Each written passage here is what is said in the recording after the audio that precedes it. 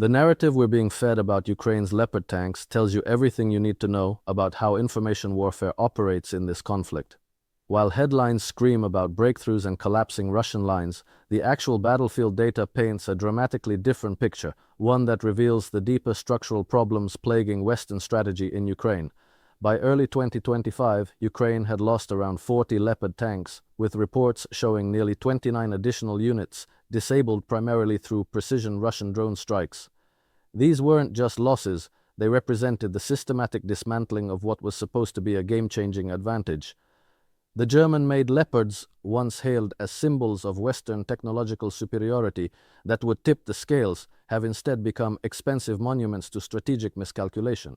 What makes this significant isn't just the hardware being destroyed, it's what these losses reveal about the nature of modern warfare and the dangerous gap between political narratives and military reality. Russian forces adapted by deploying cheap, mass-produced FPV drones that cost a fraction of these multi-million-dollar tanks, fundamentally altering the battlefield economics. This isn't about cheering for one side or the other, it's about understanding how conflicts actually unfold when ideology collides with tactical reality, and why the people making decisions in Brussels and Washington seem determined to ignore what's happening on the ground. The real story here isn't about tanks blasting through anything, it's about watching a proxy war grind down both the hardware and the populations being sacrificed to maintain an increasingly untenable geopolitical position. So let's talk about what's actually happening with these Leopard tanks, because the disconnect between the headlines and the battlefield reality tells us everything we need to know about how modern conflicts are being presented to Western audiences. We're being fed a steady diet of triumphalism, while the actual data suggests something far more sobering. And understanding this gap isn't just about following military hardware, it's about grasping how information warfare shapes public perception and ultimately determines how long conflicts like this can be sustained. The Leopard tanks were supposed to change everything. Remember the narrative? German engineering excellence, NATO's finest armor, the game-changing weapon that would tip the scales in Ukraine's favor. Western defense ministries and media outlets breathlessly reported each delivery like it was the second coming. And there was this palpable sense that once these machines rolled onto Ukrainian soil, Russian defensive lines would simply crumble. The problem is that modern warfare doesn't work that way anymore, and what we're witnessing in Ukraine is a fundamental transformation in how battles are fought that nobody in Brussels or Washington seems willing to acknowledge publicly. By late 2024 and into early 2025, the picture had shifted dramatically. Ukraine received approximately 192 Leopard tanks from Western partners, a mix of the older Leopard 1 variants and the more modern Leopard 2 models that were supposed to represent the cutting edge of armored warfare. These weren't just any tanks. The Leopard 2A6 in particular was considered one of the most advanced main battle tanks in the world, equipped with superior optics, enhanced composite armor, and a longer-range 120mm main gun designed to outmatch anything the Russians could field. On paper, they were invincible. On the battlefield, they became expensive monuments to the gap between theory and reality. The losses started mounting almost immediately. According to open-source intelligence tracking, which relies on verified photographic and video evidence, Ukraine had lost around 40 to 43 Leopard tanks by the fall of 2024. Now, these figures only capture what can be visually confirmed, which means the actual numbers are likely higher, possibly significantly higher if you believe Russian military sources, though those obviously come with their own credibility issues. What's more telling than the raw numbers is how these tanks were being destroyed. This wasn't a story of tank-on-tank engagements where superior Russian armor outgunned the Leopards. This was about cheap, mass-produced FPV drones, first-person view drones that cost less than $1,000 each, systematically hunting down and eliminating multi-million-dollar tanks. Think about the economics of that for a moment. A Leopard 2 tank costs somewhere between $4 to $6 million, depending on the variant and what equipment packages you're including. The crews require months of specialized training. The logistics chain to keep them operational is complex and expensive, involving spare parts that can only be sourced from specific German manufacturers, specialized ammunition, and maintenance facilities that Ukraine has struggled to establish. Now contrast that with the weapon that's taking them out. An FPV drone cobbled together from commercial components, often assembled by hobbyist engineers in workshops that look nothing like traditional defense manufacturing facilities. These drones carry a mortar bomb or an RPG warhead. They're piloted by operators who learned their skills from YouTube tutorials and trial and error experimentation, and they can be produced at industrial scale, thousands per month. for a fraction of what a single tank costs. The Ukrainian military recognized the vulnerability early on and started adding protective measures. They installed anti-drone mesh screens on the tanks, these cage-like structures designed to detonate FPV drones before they could hit the actual armor. Each of these protective systems costs around $20,000 and takes about 12 hours to install at a repair facility. But here's the thing, the very fact that these screens became ubiquitous on Ukrainian armor highlights just how severe the drone threat had become. You don't spend $20,000 and 12 hours per tank adding protective measures unless the threat is existential. And even with these additions, the losses continued. What makes this particularly significant is that it reveals a fundamental shift in the nature of armored warfare. For decades, the tank was the king of the battlefield, mobile, protected, capable of delivering devastating firepower. The entire tactical doctrine of Western militaries was built around combined arms operations, where tanks played the central role, supported by infantry, artillery, and air power. But drones have essentially democratized the ability to destroy armor. You no longer need another tank or an expensive anti-tank guided missile system to take out a leopard. You need a cheap drone, a determined operator, and enough persistence to find the tank's weak spots. Because even the most advanced composite armor has vulnerabilities. The top of the turret, the rear of the hull, the engine compartment. FPV drones can loiter, they can maneuver, they can wait for the perfect angle, and they can strike with precision that traditional artillery could never match. The Russians adapted to this reality by literally welding metal plates all around their tanks, creating what observers started calling turtle tanks. These modifications provided some protection against FPV strikes, but at enormous cost to the tank's core capabilities. The added weight reduced mobility.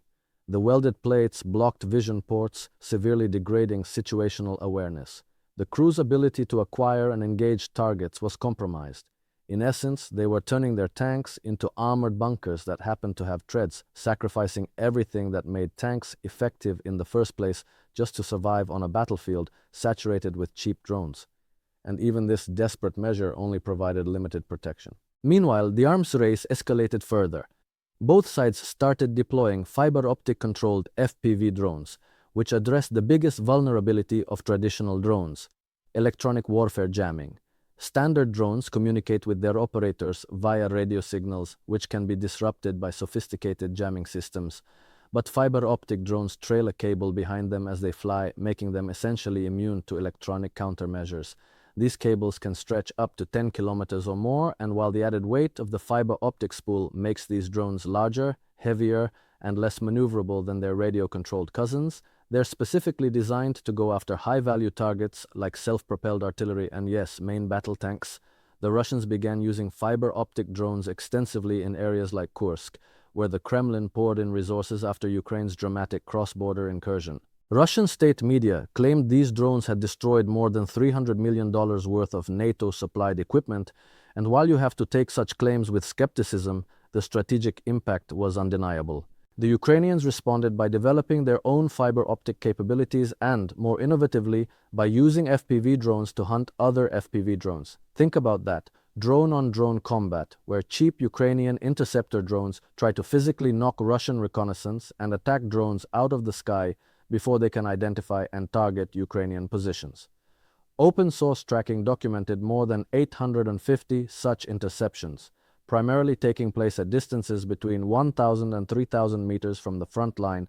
This represents a fundamental evolution in how air defense works, where the counter-UAS mission isn't being performed by expensive missile systems or sophisticated radar-guided guns, but by swarms of kamikaze drones programmed to intercept enemy drones. The cost-effectiveness is staggering, and the operational flexibility is unlike anything traditional air defense can provide. But let's step back and look at what this means for the broader conflict trajectory. The frontline situation by late 2024 and into December was not going well for Ukraine, despite whatever optimistic spin you might encounter in Western media. Russian forces had been making steady territorial gains throughout the year, particularly in the Donetsk region. They captured strategically significant towns like Avdiivka in February 2024, which had been described as a gateway to the wider Donetsk region. Then came Novohorodivka, Krasnohorivka, Ukrainsk, and most significantly, Vuhledar in early October, a city that before the war had about 14,000 residents and was described after its fall as a sprawling ruin. By November, Russian forces had seized over 4,000 square kilometers of Ukrainian territory in their fall and winter campaigns. A Ukrainian major general admitted on October 30th that our front has crumbled due to dwindling ammunition supplies, problems with military recruitment, and poor leadership. The situation around Pokrovsk became particularly dire. This city is strategically critical. It sits at the intersection of multiple supply highways that lead to other key Ukrainian positions in Donetsk, and it houses a regionally significant railway station. By mid-December 2024, Russian forces were within a couple of miles of the city, and by early December 2025, Russia claimed to have captured most of it, though Ukrainian forces disputed this and maintained they still held positions in the northern part of the city. Ukrainian military experts had warned that if Pokrovsk fell, the entire front line will crumble because of its role as a supply hub and defensive strongpoint. The city's capture would potentially open up avenues for Russian advances toward Dnipro and Zaporizhzhia, fundamentally altering the strategic landscape. Now, where do the Leopard tanks fit into all of this? They were supposed to be the spearhead of Ukrainian counteroffensive operations, the armored fist that would punch through Russian defensive lines and allow Ukrainian forces to retake territory. But Ukraine's 2023 counteroffensive, which made heavy use of these Western-supplied tanks, failed to achieve any of its stated objectives. By December 2023, President Zelensky himself acknowledged that the counteroffensive was unsuccessful. Media outlets across the spectrum described it as having failed to regain significant territory. The Leopards, along with American Bradley fighting vehicles and other NATO equipment, ran into heavily mined Russian defensive positions, got bogged down under artillery barrages, and proved far more vulnerable than anyone had anticipated. Former Ukrainian Armed Forces Commander Valery Zaluzhny, speaking in an interview, acknowledged the loss of Leopard tanks in remarkably candid terms. He said they didn't get Leopards to ride in parades or for politicians to take pictures with. They came for war, and on the battlefield, a Leopard isn't a leopard, it's a target. That statement cuts through all the propaganda and gets at a fundamental truth. Modern precision weapons have made every armored vehicle vulnerable, regardless of how sophisticated it is. The question isn't whether your tank can be destroyed, it's whether you can afford to replace it faster than the enemy can destroy it, and whether the tactical advantages it provides justify the enormous resource investment. For Ukraine, the arithmetic wasn't working out. By early 2024, reports emerged that Ukraine was on the verge of losing all of its German-supplied Leopard 2 tanks. A German Green Party lawmaker who visited a repair facility in Lithuania discovered an insufficient supply of spare parts to restore damaged tanks. He noted that untrained Ukrainian forces were making the problem worse by attempting field repairs that further damaged the vehicles. This highlights another dimension of the challenge. It's not enough to deliver sophisticated weapon systems. You need the entire support infrastructure, the spare parts supply chains, the trained maintenance personnel, the repair facilities, the institutional knowledge about how to keep these machines running in combat conditions. Ukraine was trying to operate and maintain a hodgepodge of Western equipment, each with its own unique requirements, while fighting an existential war. The logistical complexity alone was staggering. German authorities confirmed they were experiencing difficulties providing spare parts for the Leopard 2 tanks, partly due to deliberate restrictions designed to ensure long-term sustainability. There's a certain irony there. Germany was rationing parts to preserve the long-term viability of the tank fleet, but that meant damaged tanks sat in repair facilities instead of returning to combat, effectively removing them from the battlefield just as surely as if they'd been destroyed. Meanwhile, Ukrainian mechanics were using unofficial and private resources to conduct repairs, which provided immediate relief but risked reduced operational efficiency and further damage down the line. The Russians, for their part, recognized the propaganda value of capturing Western equipment. Video released by the Russian Defense Ministry showed them parading around with captured Leopards and Bradleys. In October 2024, they reportedly captured a Leopard 2A6, one of the most advanced variants, and sent it to a facility for analysis. This was a significant intelligence coup, allowing Russian engineers to study the armor composition, the electronic systems, the fire control technology. It's the kind of thing that keeps NATO defense planners up at night, because once your adversary understands how your best equipment works, they can develop specific countermeasures. Now let's talk about what this means for the broader Western strategy in Ukraine, because the Leopard tank saga is really a microcosm of larger problems.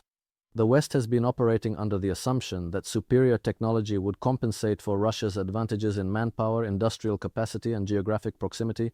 Send Ukraine the best equipment, the thinking goes, and Ukrainian forces will use it more effectively than the Russians use their inferior Soviet-era hardware, but this assumption has run headlong into several inconvenient realities. First, technology advantages matter far less in a high-intensity conventional war than they do in the counterinsurgency operations that have dominated Western military thinking for the past 2 decades. In Iraq and Afghanistan, American forces could leverage their technological superiority, night vision, precision-guided munitions, aerial dominance, to devastating effect against insurgents who lacked comparable capabilities. But Russia isn't an insurgency. They have their own precision weapons, their own electronic warfare capabilities, their own satellite reconnaissance. The playing field is much more level, and in that context, factors like industrial production capacity and the ability to sustain heavy losses start to matter more than the sophistication of individual weapon systems. Second, the drone revolution has fundamentally altered the cost-benefit calculus of expensive platforms. When you can destroy a $6 million tank with a $1,000 drone, the side that can produce more drones faster has a significant advantage regardless of whose tanks are technically superior. Ukraine recognized this and has been scrambling to build up its domestic drone production capacity. Officials have stated goals of producing 4.5 million FPV drones in 2025, up from about 20,000 per month in 2024. Russia is ramping up production just as aggressively, with some claims suggesting they're producing 4,000 FPV drones per day. Whether those specific numbers are accurate almost doesn't matter. The point is that both sides understand the decisive importance of cheap, mass-producible weapon systems. Third, and perhaps most importantly, there's the question of sustainability. The West has finite stockpiles of equipment it can transfer to Ukraine without compromising its own military readiness. Germany has pledged various numbers of Leopards, but they can't give away their entire tank fleet. Same with the United States and Abrams tanks, Britain and Challengers and so on. Meanwhile, these vehicles are being attrited at a rate that makes replacement problematic. Even when additional tanks are pledged, like the 14 Leopard 2A4s expected to arrive in early 2024, or various commitments from multiple NATO countries, they're barely keeping pace with losses, let alone building up Ukrainian armored strength to the levels needed for successful offensive operations. There's also the uncomfortable reality that Western defense manufacturing isn't set up for the kind of production surge that a prolonged high-intensity war requires. These industries have spent decades optimizing for peacetime efficiency, producing relatively small numbers of extremely sophisticated and expensive weapon systems with long development cycles. That made sense in a world where Western militaries weren't expecting to fight peer competitors in grinding conventional wars. But it's completely inadequate for the current situation, where Ukraine needs massive quantities of relatively simple weapons that can be produced quickly and cheaply.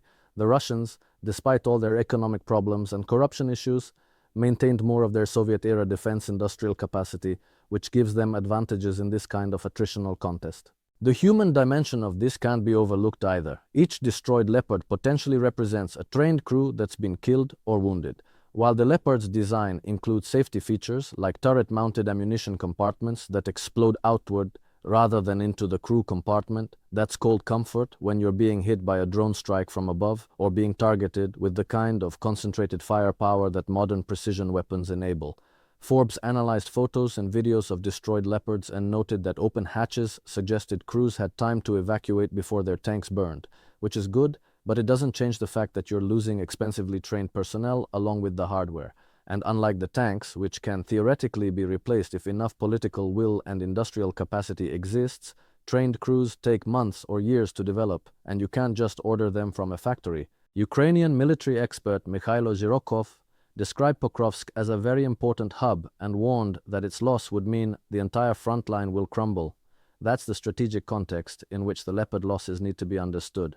It's not just about individual tanks being destroyed, it's about the cumulative effect of a grinding attritional campaign where Ukraine is losing more equipment faster than it can be replaced, while simultaneously facing manpower shortages, ammunition shortfalls, and the psychological toll of prolonged defensive operations. Ukrainian commanders have admitted their brigades are running out of infantry. Reports from December 2024 indicated that Russia was advancing at its fastest pace of the war, having opened new fronts and amassed an estimated 50,000 troops in areas where Ukraine was struggling to maintain coherent defensive lines. And then there's the political dimension. The Leopard deliveries weren't just military transactions, they were heavy with symbolism. Germany's decision to finally allow Leopard transfers came after months of hesitation, reflecting broader European ambivalence about how deeply to commit to Ukraine's war effort. Each announcement of new tank deliveries was treated as a major diplomatic achievement, a demonstration of Western resolve and unity. But what happens when those tanks get destroyed and the expected battlefield results don't materialize?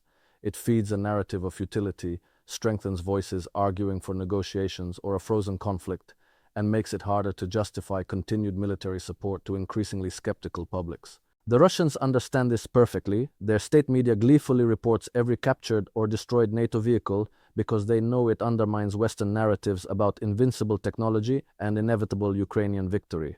Articles in Russian outlets comparing the loss of Leopards to the Battle of Stalingrad, where Nazi Germany lost over 500 tanks, might seem ridiculous on their face, but they're effective propaganda precisely because they tap into historical memory and frame the current conflict as a continuation of Russia's great patriotic war narrative. Meanwhile, you've got this bizarre situation where the public discourse in Western countries remains wildly disconnected from battlefield realities. Headlines scream about Ukrainian advances and Russian setbacks, while the actual territorial control maps show steady Russian gains. Tanks that were supposed to be game changers are being systematically destroyed by cheap drones, but we keep hearing about the next wonder weapon that will turn the tide. F-16 fighters, ETA CMS missiles, whatever. There's this institutional unwillingness to confront the possibility that maybe, just maybe, the fundamental strategic assumptions underlying Western support for Ukraine need to be re-examined.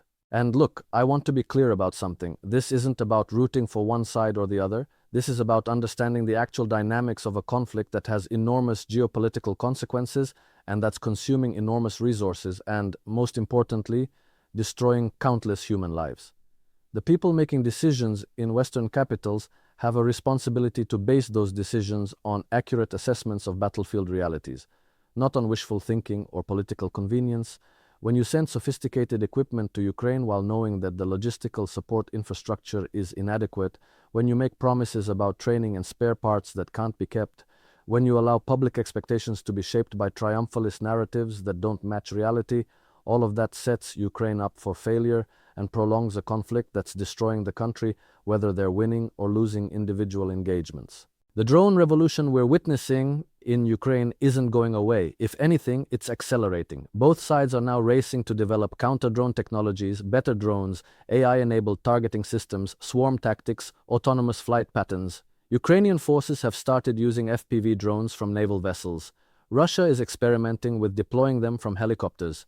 The technology is evolving so rapidly that by the time NATO defense ministries have analyzed current capabilities and started adapting their own doctrines, the battlefield has already moved on to the next generation of innovations.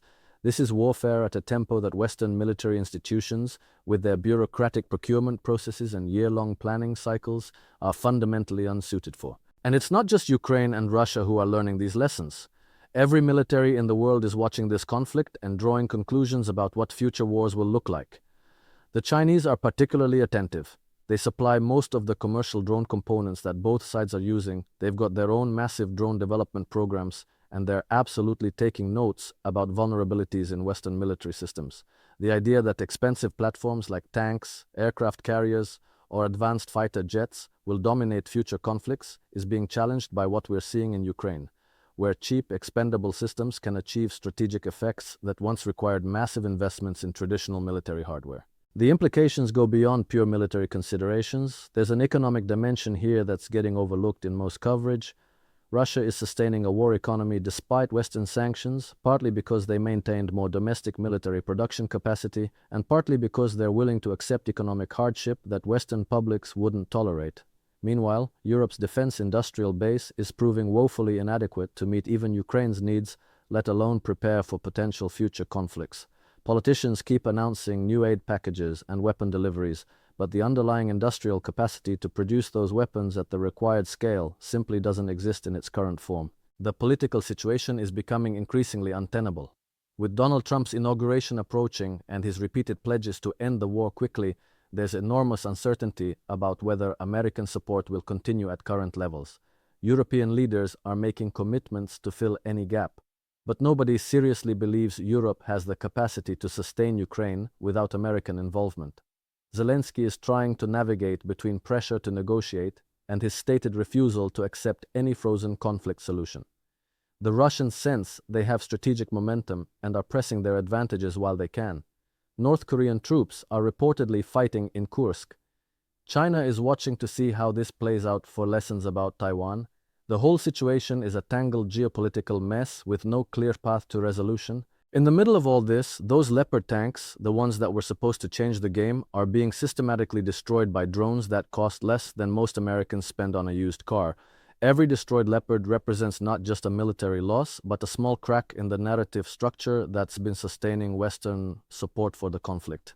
Eventually, those cracks become too numerous to paper over with optimistic press releases and carefully framed battlefield assessments. Eventually, publics start asking hard questions about whether the strategy is working, whether the costs are justified, whether the promises that were made can actually be kept.